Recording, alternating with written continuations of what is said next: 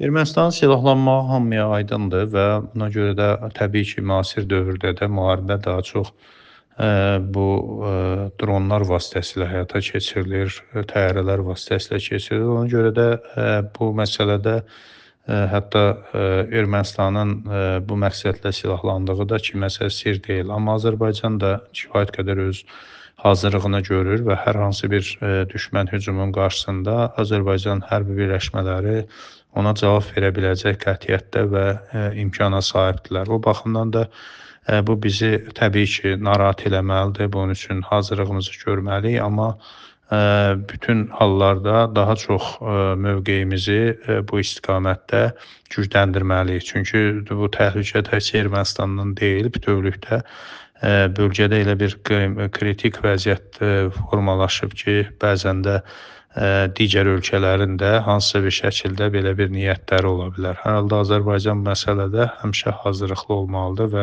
hansısa bir prosesi qəfildən qarşılamamalıdır. Ermənistana da biz gücümüzü göstərmişik və bundan sonra da göstərməyə hazırıq, amma çox güman ki, Ermənistan bu proseslərdən dərs çıxarıb. İstər Fransa, istər başqa dövlətlərin hansı dəstəyi olsun, Azərbaycan kifayət qədər güclü dövlətdir və öz iradəsini istənilən məsələdə həyata keçirməyə qadirdir.